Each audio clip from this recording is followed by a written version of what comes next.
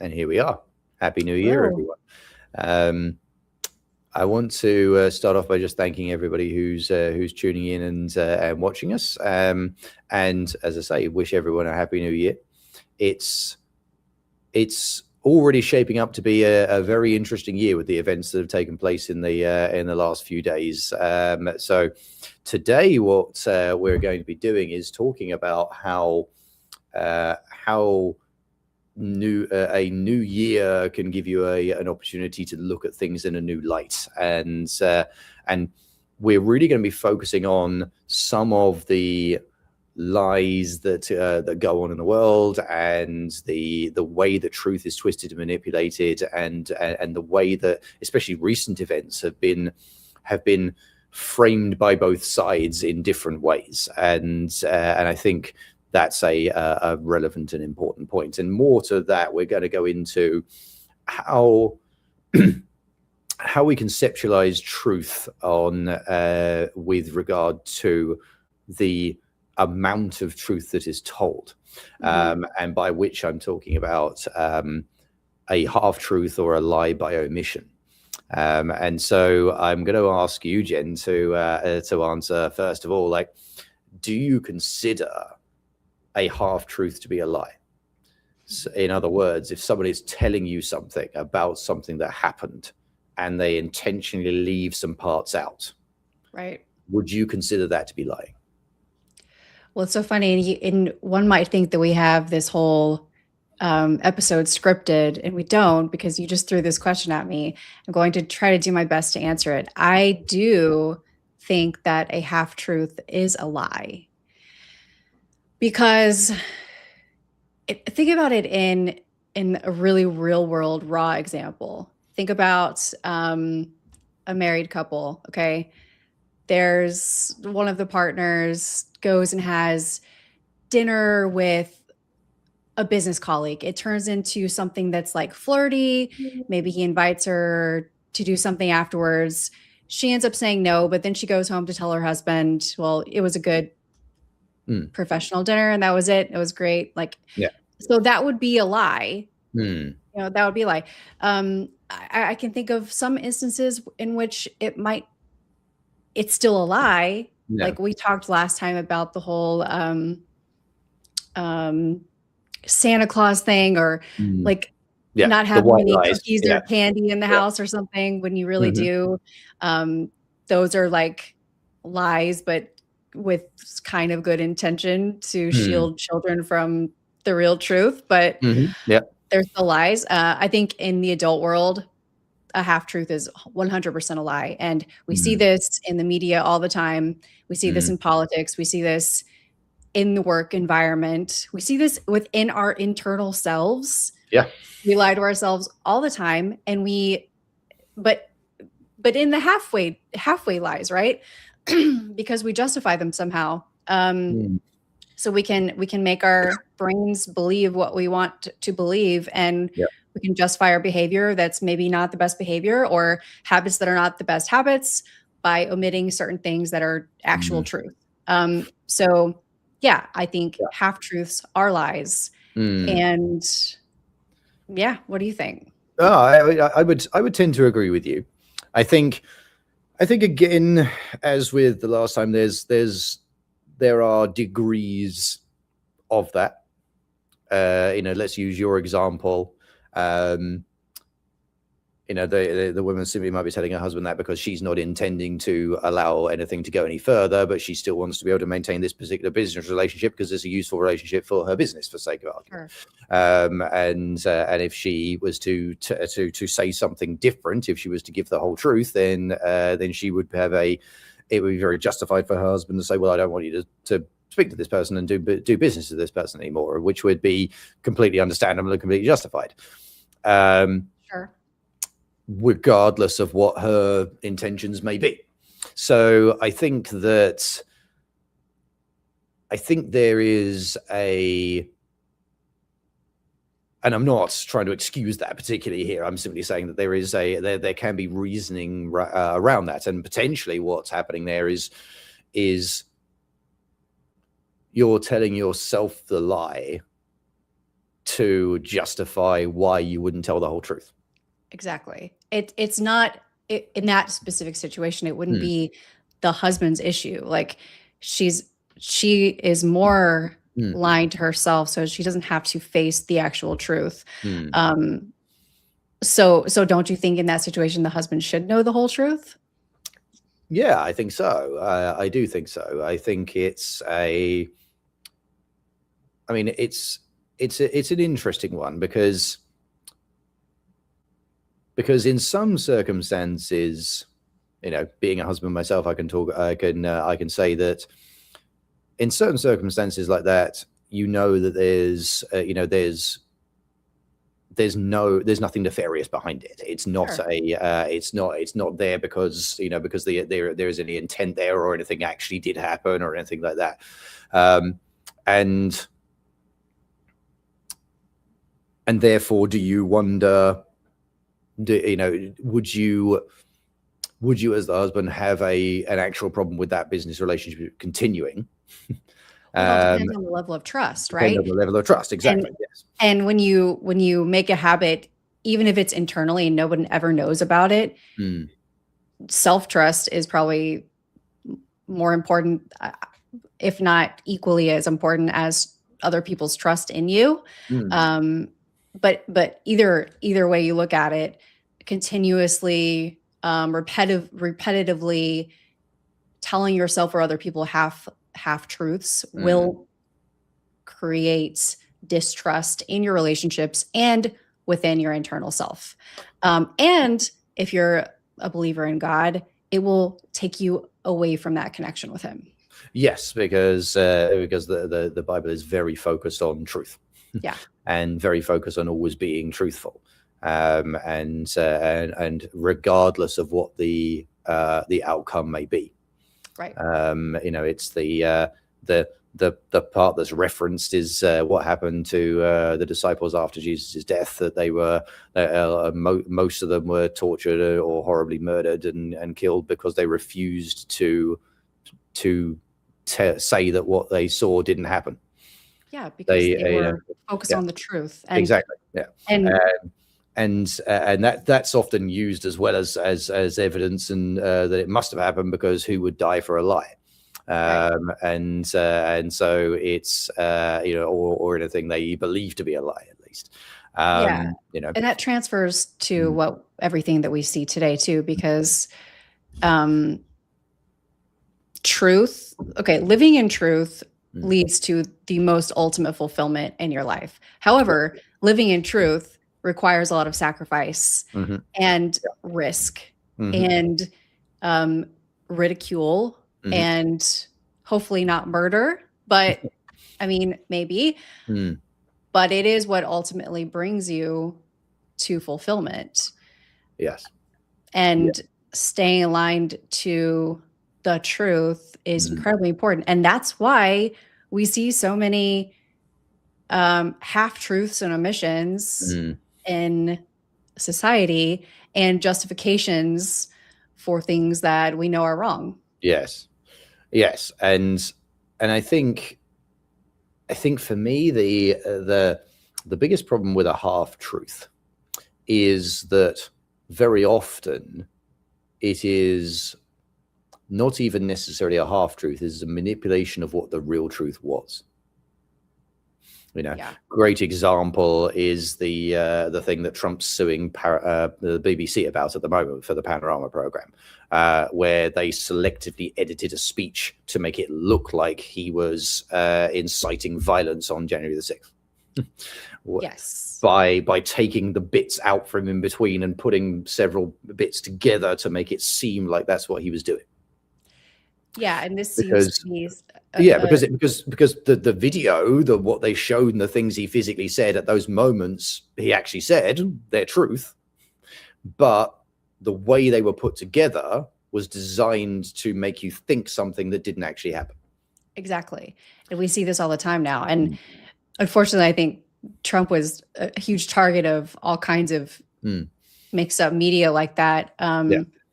But I mean, you could do the same thing with this podcast that we're doing right now. Yeah. I could take this and like then edit it to have myself or you saying something that you didn't even say. Yeah. And that's the thing about social media. And it's funny because, you know, as a culture, we are relying less on the news because we don't trust it. And we are relying more on podcasts because especially, well, you can't screw up a live one, but because people like that real, raw, unscripted truth of things like, but like, will that eventually become corrupt too? Well, I don't think so. I think one of the reasons that that these sort of conversational podcasts work so well and people like them so much is because it's reflective of a thought process. Because when you're having that live, unscripted conversation and you are discussing something, you're working your way towards an answer. Yeah. Which is exactly what you do when you're thinking about something to yourself. You're effectively having a conversation with yourself. You are you're talking about something to yourself, and you're thinking about it, and you're answering certain questions, and you're going down a different line of discussion, and so on. And so I think that the reason that these work well is because people appreciate watching the process of getting to an answer. Yeah. That's a good way to put it. Yeah. Just as a side note, people are definitely commenting about lies and half truths. Thanks for being here, guys. Dennis, we have Aaron. Conscious information suppression is worse than forgetting a salient fact being omitted. Chris, thanks for being here. Let's see. Happy 2026 from Germany. Thanks for watching from Germany. I love Germany. Oh yeah. And Aaron also says to our little scenario, the wife protecting the husband is, well, preposterous. Yeah. I agree. I agree. Politics downstream from culture downstream from faith. Seek his face. Yes. Doug, love you. Isn't a half truth a lie? Yes. A half truth, half deception. Yes. Yes, exactly. And I think that's truthful as well. That a half truth is a lie, but I think again it kind of leans into what we were talking about last time with the sort of white lies thing. In certain situations, would you leave out elements of the truth to make it less painful for somebody else? And again, that is a lie. I don't think there's any argument over whether or not that's a lie. I think the argument is it ever justified morally? I can't think. So I can, of course, think of some situations in which that would be justified, maybe ethically, or maybe comfort wise. Like maybe somebody's lying on their deathbed and somebody might omit some sort of portion of their might not tell them something to upset them in a moment where it's not going to do any benefit to upset them. Right. Yeah. Now, I think morally, so ethically and on a comfort level, sure. Yeah. I think there can be usefulness in omission, but I think morally it's still wrong because the Bible says it is. Yes. I would agree. I would agree with you there. I think that's I think that's the right way to consider it and the right way to frame it. Absolutely. I think that does make some sense.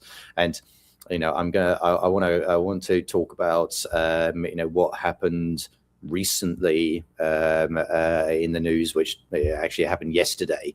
And whichever way you look at it, it was a tragic thing that happened. A woman in Minnesota was shot dead by an immigration agent because of an altercation that happened. Now, if you read some of the headlines around that, the headlines around that are being quite strongly pushed to suggest that if you didn't read any further than the headline, you would assume that they just effectively, there was a protester there, they just walked up and shot her.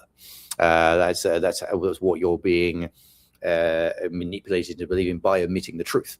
because the headline will say something like anti-ICE protester in Minnesota shot, for example, or ICE shoot protester in Minnesota, or something like that. Right. Whereas, and the narrative there, of course, would be to make them look bad. But the real truth is what you're about to say. Exactly. Yeah. Which is that she was in her car, she was blocking traffic. They had approached her to try to get her to leave the car so they could arrest her and prevent her from doing that. And she drove the car forward and nearly killed someone.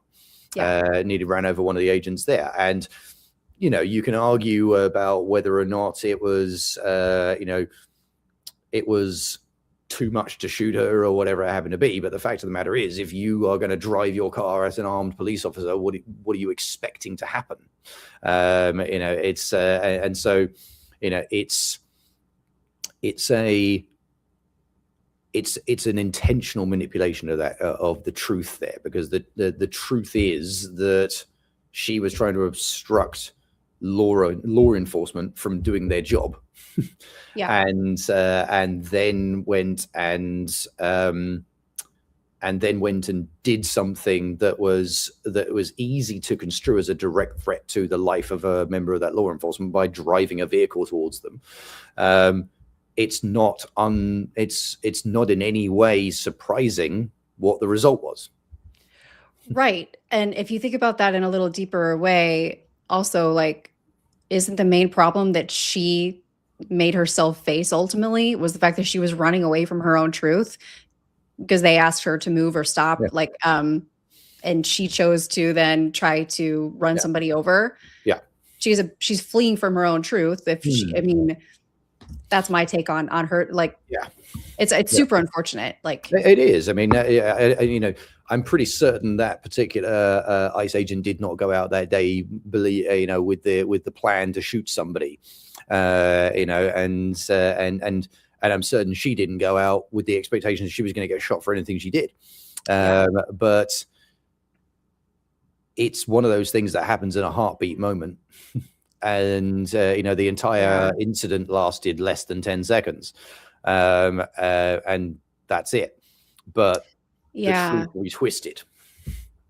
And I think that's really, really scary and dangerous. Like, and also if you think about it from a point of, so the fact that happened in such a short amount of time, panic can, if you're not completely anchored perhaps in everything you are and you believe, panic will turn your whole world upside down within a second.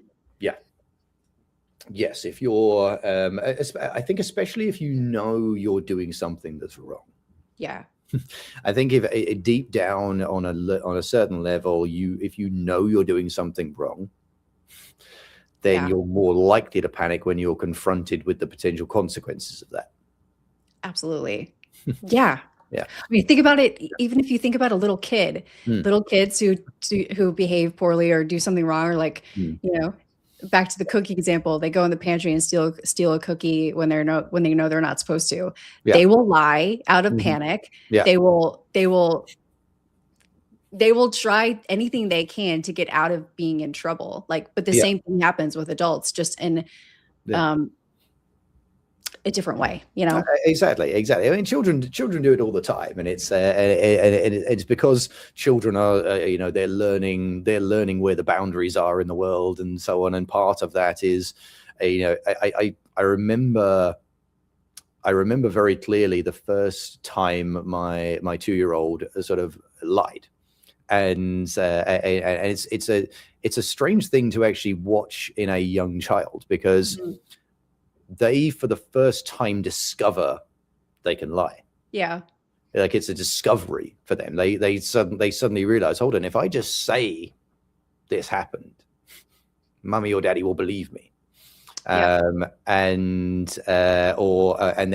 if they get caught in that, they're not really sure what to do about it, because it's a completely new thing for them to experience. And I've often found it really interesting to look at that as she grows up and as she learns things. And I remember that first lie that she ever told. It was when she was she'd been given a piece of food at the table and she didn't want to eat it because she wanted I think she wanted some dessert, she wanted some pudding, she wanted some chocolate, she wanted something, right? And she still had a bit of her food left, and I think I was talking to Beth, and we were talking, and suddenly I looked around and it was gone, and I saw the dog slinking away. And so I said, did you feed that to the dog? And she said, no. Like it was, it was very clear on her face that the answer was yes. Right. But she said no because she knew she wasn't supposed to. Right. And so it's the first time I remember her ever doing that. And the first time I ever caught her lying anyway. Right. I mean, as far as I'm aware, she never did it before, but it's really interesting to see how children learn that and how children get around that. I think that's really adorable in that scenario. So then this begs another question. Do you think, so I can remember when my son told his first lie. It was something really silly, like very juvenile, but he didn't tell his first lie till like maybe a year ago because he has special needs. He's 12. He's more on the level of a 6-year-old. So it took him a little bit to get to that point. Yeah. And it was just it was like that. It was a lie like that. It was like a silly little lie. Thing. Yeah. But that begs the question, do you think that for the sake of development, going through that stage is a requirement? Like, do you need to know what a lie is and have experience telling one in order to like be more apt to be morally sound? I think you do. I mean, I've heard I've heard the phrase, "What's the use of the truth if you can't tell a lie?" Sometimes, and I think that I think there's something in that. Not to necessarily say that you should tell lies, but I think lying is an interesting concept in and of itself, because what you're actually doing with a lie is you're creating a story. And the way that we as humans function is through stories. The way we learn, the way we develop, the way we plan, the way we create new things, the way we turn, a pile of sticks into a fire is through telling ourselves a story about how we would do that. Right. And then going and doing it. And every single human invention, every single human innovation comes from ourselves telling ourselves a story of something that hasn't happened to figure out how we would make it happen. Right. So I think lying is intrinsic to human nature. The ability to lie is actually it's kind of baked in, because we need to be able to create things in our head that aren't true in order for us to actually be able to create a future. I like that. Yeah. And so I think I think for me, it's an absolutely necessary thing for children to learn that. They also need to learn why they shouldn't do it. Exactly.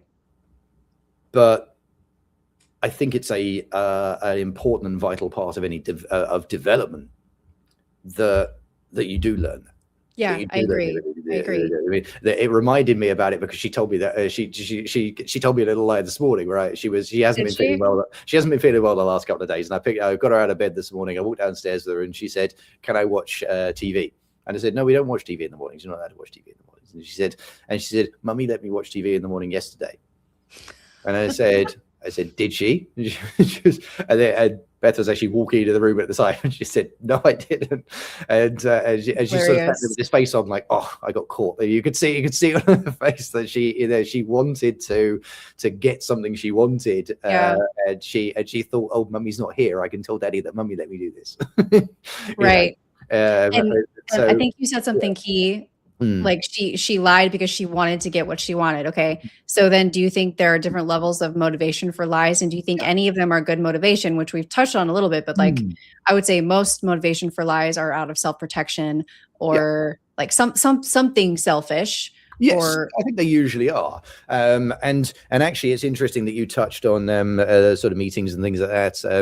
If you're in a business meeting, it's the same as if you're on a date. You are presenting a version of yourself that is the best version that you can present. Now, if you told the absolute 100% truth about all your flaws and all the things you do wrong and all the things you probably wouldn't get very many people to go on a second date with you. It's that's so and you probably wouldn't close very much business if you were 100% truthful all the time. And although I can understand and completely agree with the principle behind being truthful, I think that it's completely understandable that is the way people operate. Right. Yeah, and I agree with you, because if you think about that, like dating, let's take the dating example. Yeah. I could, anybody could go on a first date or second date or even a third date with somebody and not want to tell their whole life story. Yeah. Because it might change their perception of you before they get to know who you are today. But, I might be afraid to tell somebody of my past, or that I tend to be an avoidant, or that I don't believe in this or this or this for more moral reasons. Exactly. And, so you might not divulge every single thing, but at some point you have to, or it is a lie. Yes. Now, I think it's different though for people who are in public positions. Yeah. I think people in public positions have a responsibility to, let's just call it their personal brand, whether you're an entertainer, whether you're a politician, whether you're an attorney, whether you're a physician. I think you do need to tell the truth, because you are in a position to where people need to trust you. And I think the truth needs to come as it happens, And I guess you could argue the same in the dating thing too, but then it would really turn people away from a lot of people pretty quickly. Yeah, I think that's part of it. I mean, a good example is the thing that happened with Maduro in Venezuela. If they had told everyone that's what they were planning on doing, they wouldn't have been able to do it. So there is a certain element of hiding the truth before a particular event occurs. Sure. And so again, there's a lot of gray area within this. There's a lot of gray area. Think about surprise birthday parties. Yeah, exactly. Yeah, how do you give that away? What do you do about that? How do you surprise somebody without doing a certain amount of truth omission? Right. I've had it before. I've had something delivered to the house, and Beth picked the box up and said, "Oh, what's in there?" So, "Oh, it's something for me for the office." And I'll just pick it up and take it upstairs because it's for my office, but it's not. It's a present for her that I'm going to give to her in a few days or whatever it happens to be. And if I told her the truth there, it would ruin the surprise. So it's so there definitely are times where it becomes ethically okay. And again, I think there's some fairly clear lines there. But they're easy to blur. They are very easy to blur. They're easy to blur. Yeah. It's funny. I went into this conversation thinking that I don't see any gray areas. Except for the kid thing, I mentioned before, but there are a lot of gray areas. There are a lot of times in which it would seem like the right thing to do to keep something back. Yeah. So you can argue all you want about whether that is truly right or wrong. Yeah. I don't think it stops any biblically it's wrong. Lies. Yeah, it doesn't stop any of them being lies because it's still a lie. Yeah. And if I ever speak to somebody and they say I never tell a lie, I'm like, well, I think you're probably lying. Yes. Oh, every single person has told a lie for sure. If anybody was to tell you, oh, I don't lie, I never lie, it's like, well, you must, because everybody does, even if it's mostly to yourself. Right. You're still telling. Yeah, absolutely. So I think it's a nuanced concept. I don't think we've got any disagreement around whether or not omitting a truth or telling a white lie or anything like that are lies. I don't think that we've got any disagreement there. I think we're on the same page there. What we're talking about now is really when and if those things are morally or ethically okay to do. Right. And when that, and where the lines are, because lines become easy to blur. And actually, it's one of these things with that I've noticed is that they, you know, pathological liars, everyone's met people like that and so on. Habit. As it becomes habitual, it becomes easier. Right. And that's another one of these internal struggles. Now, I think some people who do habitually lie, I don't even know if they realize they do it anymore. No, I think a lot of people don't.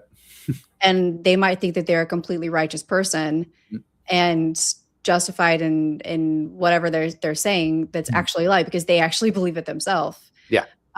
Which can easily happen. Because like I said last time, I think what you tell your brain believes, whether it's actually happening or it's not. It doesn't know the difference. And so you can, through repetition and belief, train yourself to believe something that is a lie.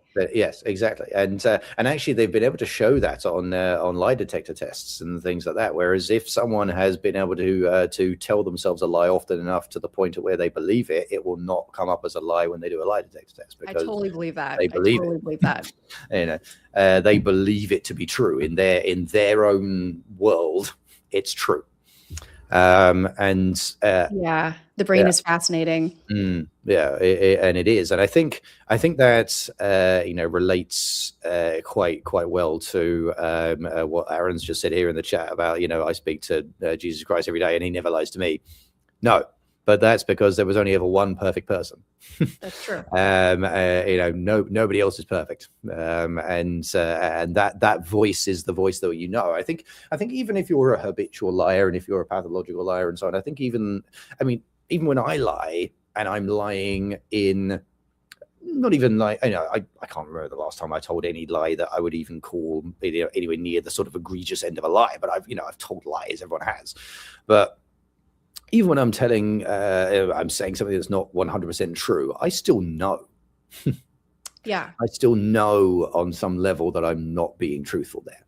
Yeah. And that's, and you can call that, your self-conscious telling you that, but I think it's the Holy Spirit nudging you like, hey, you probably shouldn't do that. Not probably, you definitely shouldn't do that. And here's why. Frankie just says, is a lie strategically being held back? Is a lie strategically being held back a lie, or just called withholding, meaning choosing not to say what is true yet? And the example of not surprising your wife with a gift. Yeah. Because you're intending to reveal the truth there. Yes. It's not like you're intending to keep that a secret forever. Withholding is a good word there. Yeah. Yeah. So I think that is relevant. I definitely think it is. Yeah.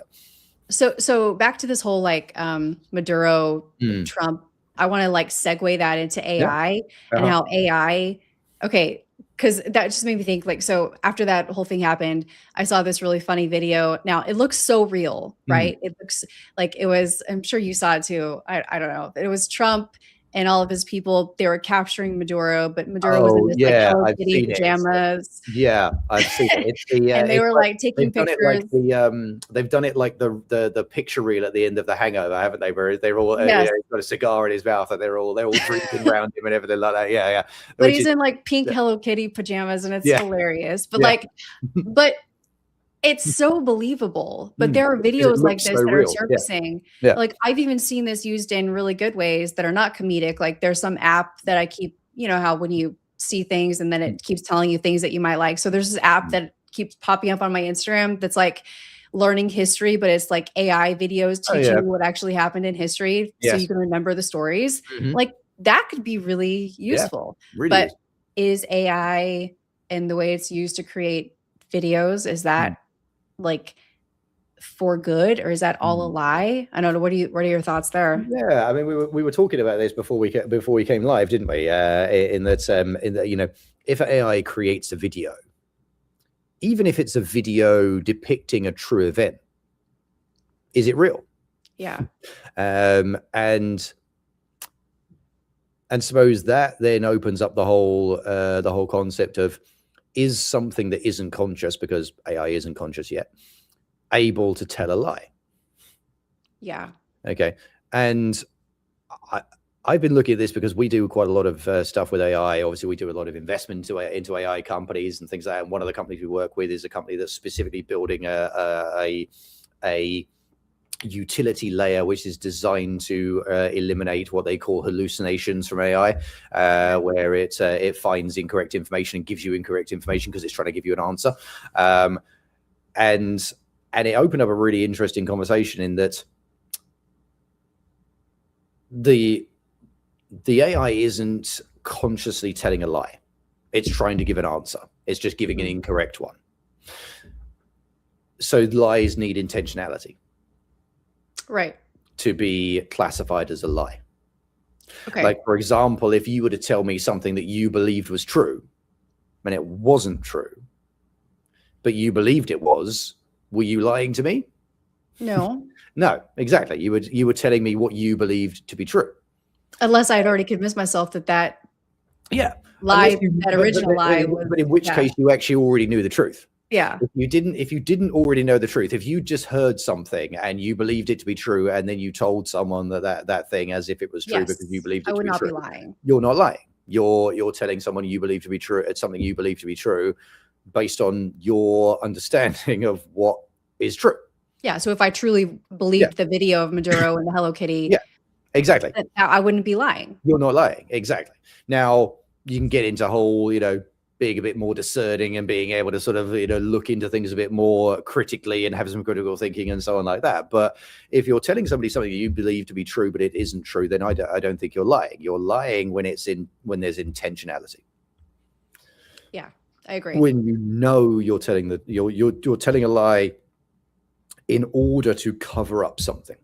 Yes. In order to deflect away from what the real truth is, in order to hide what the real truth is, in order to make someone think something differently to what the truth is. Yes. That's where I think there's lying. I'm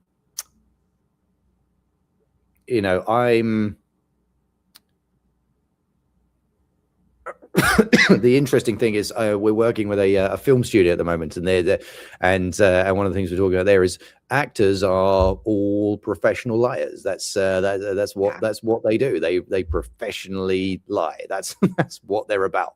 Which is why you shouldn't trust any of them when they tell you who to vote for. I think that that's their job. So are they doing something immoral? by effectively professionally lying, by professionally pretending to be something else and saying things that they don't believe and saying things they don't think are true and so on, for a script, for a job, for the thing that they're doing. How do you No, I don't think, because that is their art, that is their skill. Just like acting in theater, right? That's I mean, I don't think that's a lie. Now, I think they do still have a responsibility to either, outside of that, outside of their acting, they have a responsibility to be themselves, their true self. To have a truthful person to them. I mean, one of the things that I have heard about that is some of these actors, especially ones who are exceptionally good actors, are often referred to by people who know them and meet them as they don't seem to have a real self. And the reason they're an actor is because they can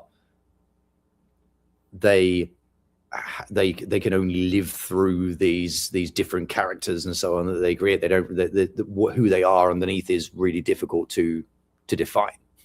And they feel very disconnected, especially from things like God, especially from faith, especially from all these kind of things. It's a very interesting one.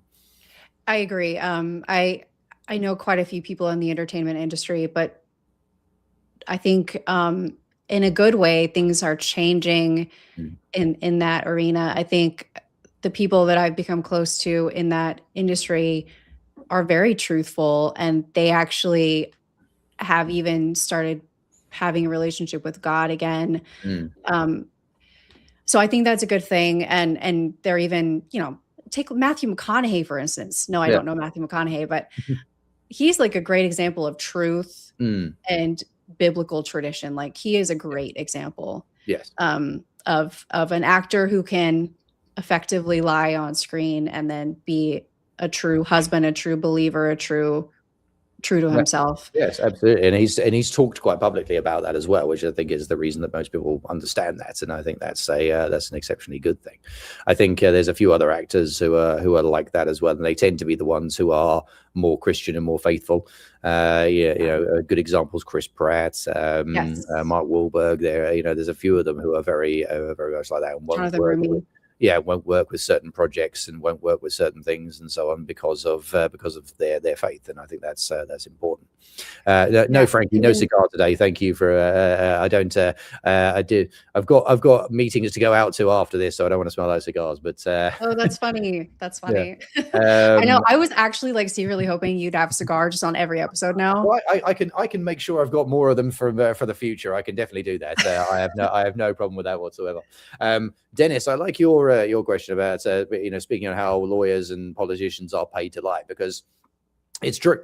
They are, and it's probably the reason why I personally have such a problem with lawyers and politicians, is that not only have I never really met any who I would consider to be particularly good at their jobs, but also their entire career and therefore most of their life is built around lying.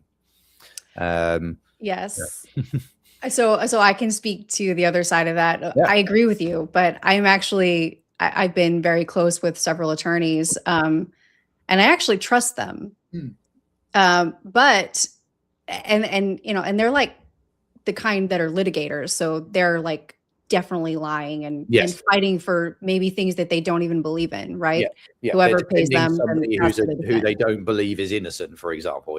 Yeah. And this happens all the time. And I've always wondered, like, how do you rectify that within your soul? And I think again, like and I can say that one of the people I'm thinking of now, he is anchored to God. And so how does he rectify that? Well, in some way, glory to God will be like that. That will be an outcome. Now, for the other person I know, he's a very, very good person, but he really, really I've never met a person who has more stress and more anxiety because of that constant inner battle. It's a continual conflict. You're trying to live a Christian life in the truth, and yet your entire career and therefore most of your life is taken up with lying. I think that is a very difficult circle to square. And I personally wouldn't know how to begin even unpacking that. But for me, I think politicians, yes, they're absolutely paid to lie. But the problem is that with politicians specifically is they're incentivized to lie. Yeah. Yes. And so that most of the time lying doesn't come with consequences. Exactly. That is the problem. And if you put that to lawyers and so on as well, a lot of the time being good at lying actually comes with benefits. They actually are more successfmore and are more lauded and get more praise and more opportunities and so on because they're good liars. I agree with that. Do you think and I know, like, it's hard to ever trust any politician because all of them, I believe all of them lie. There's not one who does not lie. No. However, do you think our current administration is doing a good job in, especially if you take someone like J.D. Vance or something, like he's anchored to God and he's publicly speaking about Jesus and all these things now. Do you think that is going to preserve part of that? Like, I think so. In my opinion, it's the most truthful administration that I have seen in my lifetime in any country, because the people going into it are not going into it for political expediency. Yeah. They are going into it because, especially the people at the top, especially people like Trump, especially people like RFK and people like that, they've gone in to this because they've got a mission that they're trying to achieve. And so as a result, they can be a lot more truthful. And it's one of the reasons the media hates Trump so much, is because he says what he thinks. He tells the truth. And he tells the truth, Or even when he says something that's he's quite often a bit rambunctious and will over egg something and make it out like it's bigger than it is. And that's what they don't like, is he won't speak politically. He speaks how he speaks. He speaks how he wants to speak. But that's why so many people vote for him. That's why he's either hated or loved. And some of the things he says are just absolutely terrible. I personally like him. I personally like him. The things he says are so, like, I would never want to be told some of the things that he has told people. Like, but then again, like, how can should he tone it down and be a little bit more respectful sometimes? Yeah. But maybe. But I really respect the fact that he is so truthful. Like, yeah, exactly. I would say that he's more trustworthy than so many other politicians, because he is truthful. Absolutely, and I think that's I think it's proving quite substantially that I have always believed, and I've always said that the cancer of democracy is the career politician, because the career politician will always lie. They will always manipulate. They will always be untruthful in order to further their career, because their career is staying in power. Yes. Their career, they are not there to serve people. They are there to serve themselves. Yes. I believe it may have been Socrates, or it was one of the other Greek philosophers, who said that should politics ever become a career, then corruption is a certainty. That's pretty powerful and very true. Yeah, exactly. And it's and that is borne out to be about as truthful as you could possibly be. All you're going to do is look at every single place in the world where politics is a career and corruption is an absolute certainty. And that is the problem with it. I'm not going to try to dig into to how we completely rebuild the entire political system of the Western world at this moment in time, but there's definitely that is an existential problem within the political sphere. For sure. Because lying is incentivized, as it is with lawyers and things like that as well. Yeah. Which to me tell me that those things are divorced from the true way. They are divorced from the truth. They are divorced from God. They are divorced from Jesus. They are divorced from the teachings of the Bible, because they are rooted in being untruthful, in earthly things and earthly power and earthly possession. Yeah. So if you are anchored to Jesus or to God, preferably both, can you go wrong? If your aim is Jesus, and you keep that as your main reason, as your why for everything, can you go wrong? I don't think you can personally go wrong in yourself if that's what you do. I think you can go wrong in the world.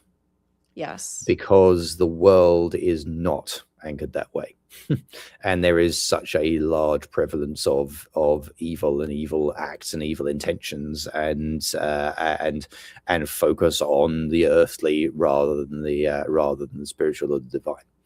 And so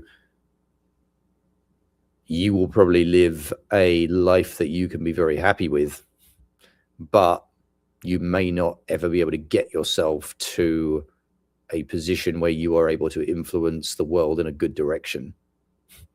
I don't know about that.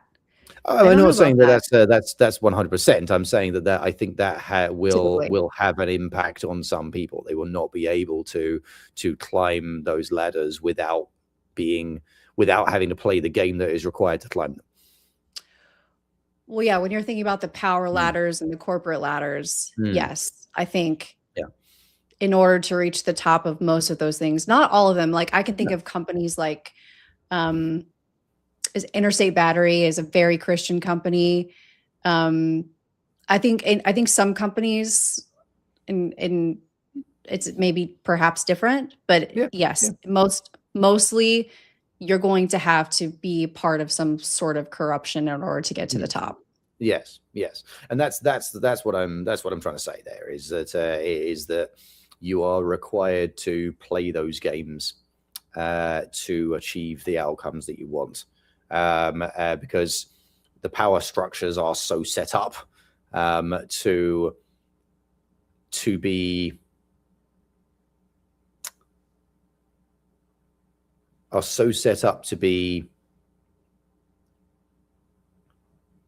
be intrinsically linked to earthly things and not connected to godly things, that in order for you to have an influence in the world that is a positive influence, you will likely have to do some things that are reprehensible to your faith to get to the point of where you can make those things. I'm reminded of the line. Have you ever seen the film Kingdom of Heaven? No. The one about very good film. It's about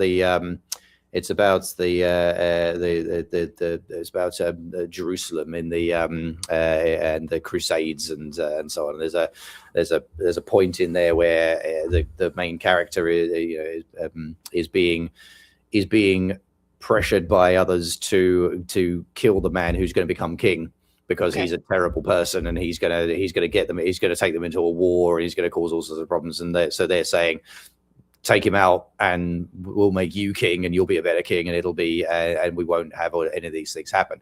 And he refuses to do it for the moral the moral grounds of doing it. Yeah. And the woman who's actually speaking to him, she says, the time will come where you wish you had done a little evil to do a greater good. And it's and I think that speaks to an element of reality in the world, not necessarily a moral argument, not necessarily an ethical argument, not necessarily that's just what you have to do. That's the way the world works. It's simply that the way the world is currently set up with people and the way that people behave and the way that people act means that sometimes you may have to do those things in order to do the good things. Now that opens up a whole nother rabbit hole of where the lines are there. That's really tough. That's really tough, but it kind of takes you back to the whole Minnesota thing, right? He needed to do that. Like, think about, there could have been, I don't know him. I don't know what he said about this, if he said anything, because I haven't seen, but there could be so many things going through his mind. Like, what if this lady runs me over and then proceeds to run over everybody else? In that flash second, I think it's what happens is it's knowing this from some military training and so on that I've done and everything. It's just the training that kicks in. When you're in that situation and suddenly your life is imminently threatened, you don't really get the opportunity to think all of that through. Your training reaction kicks in, and then it's afterwards that you've got that you're actually able to think everything else through, process it. And so I think in that example, it's very much the case that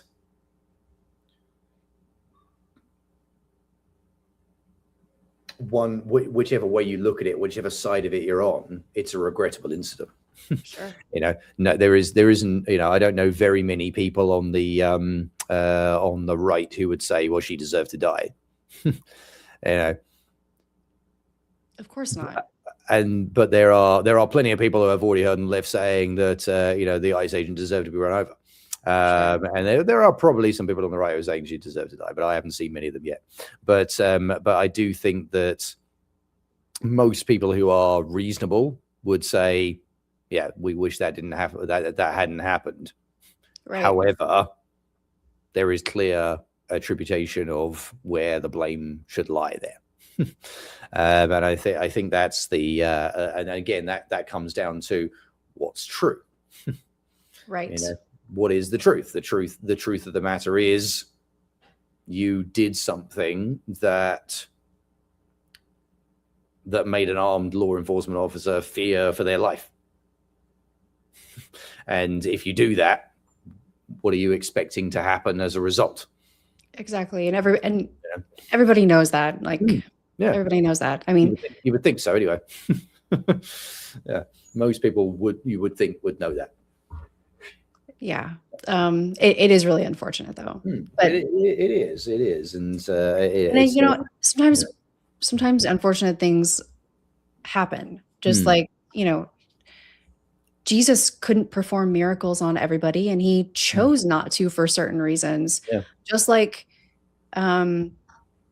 it's not some result of a generational curse or something that, like, for instance, my child wasn't born with heart defects because of some terrible thing I've done.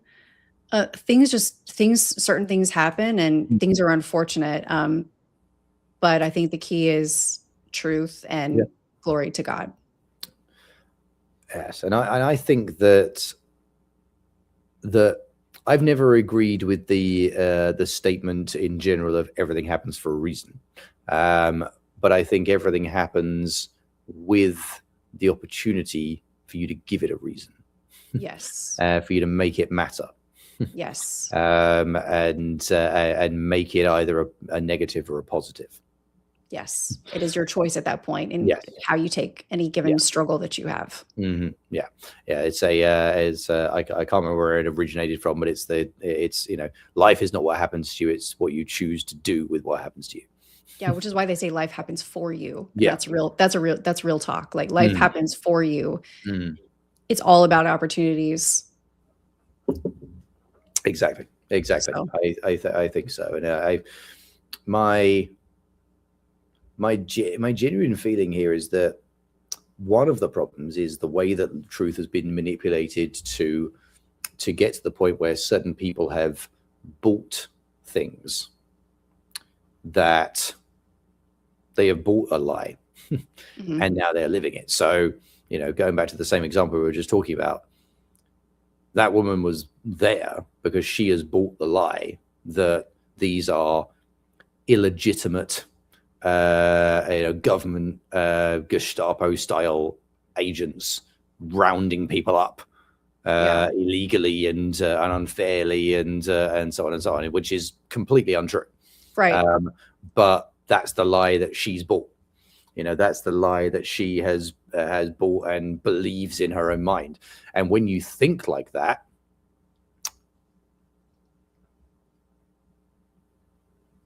would you feel justified in running over a Gestapo officer?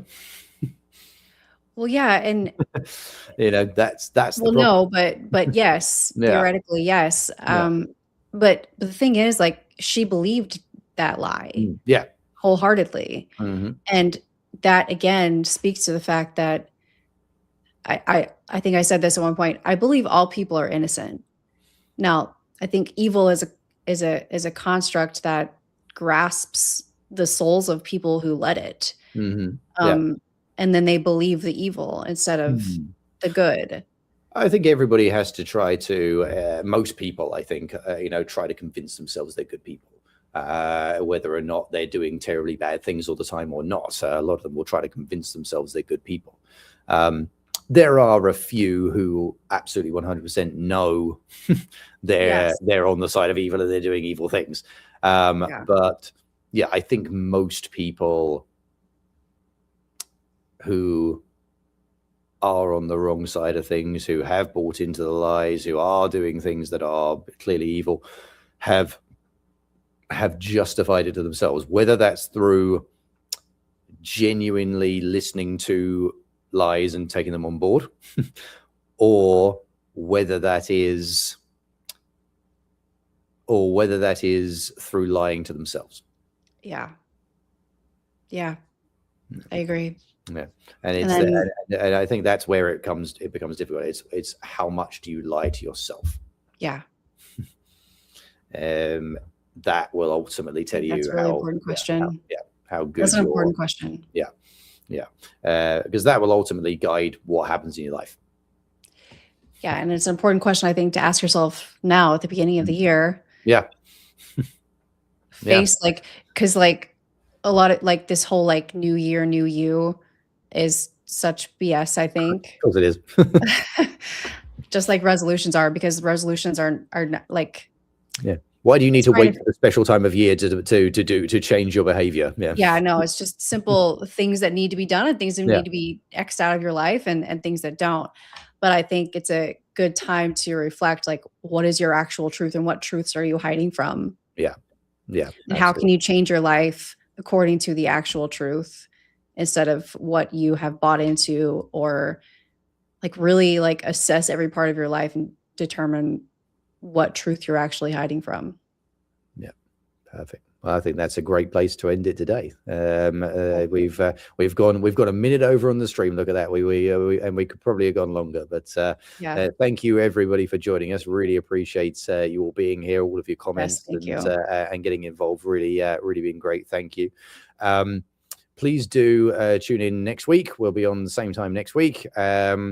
And in addition to that, please do go to our website. We've got the website up and running, and we're going to be starting to put content onto the website, put new things on there, put articles on there, and build a bit of a community in the back end of the website. So please do go there as well. We'll add that into the episode description, so you've got it all there for you. And we look forward to speaking to you all and seeing you all again next week. Yep. Thank you guys so much, and God bless. Thank you.